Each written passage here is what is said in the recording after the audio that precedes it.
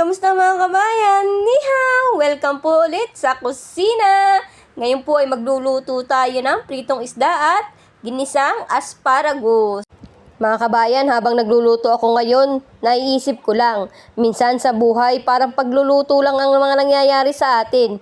Hindi lahat nakikita ng iba, pero may mga ginagawa tayo sa sarili natin para maging okay. Alam nyo, may mga araw na pakiramdam mo, ginagawa mo naman ang lahat, pero parang walang nakakaintindi. Parang ang effort mo, lumulutang lang sa hangin. Masakit, pero natutunan ko na hindi ibig sabihin na wala ka ng halaga kapag hindi nakikita ng iba.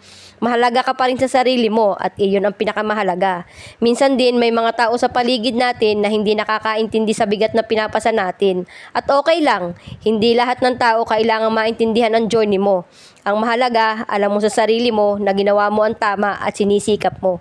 Habang nagluluto ako, iniisip ko rin para mga simpleng bagay lang araw-araw kahit ordinaryo lang.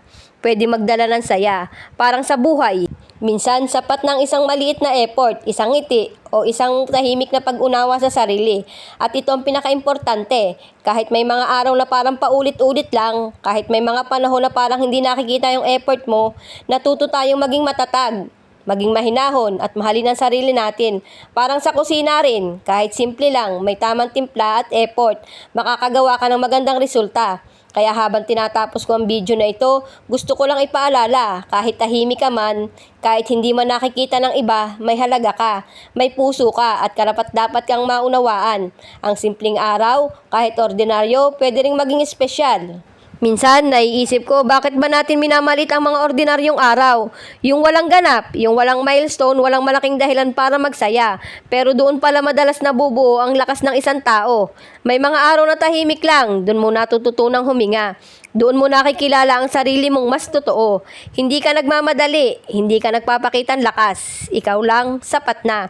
At doon ko na-realize na hindi lahat ng espesyal ay kailangang ipagsigawan. May mga bagay na espesyal dahil pinili mong pahalagahan. Kahit walang pumapansin, kahit walang pumapalakpak. Kaya kung pakiramdam mo, ordinaryo lang ang araw mo ngayon, okay lang yun. Dahil minsan, ang simpleng pagbangon, ang pagpapatuloy. At ang pagpili mo ng mahinahon, iyon ang mismong espesyal. Salamat sa pagsama sa akin ngayon. Sana kahit sa simpleng paraan, may konting inspirasyon o aral na dala para sa araw ninyo.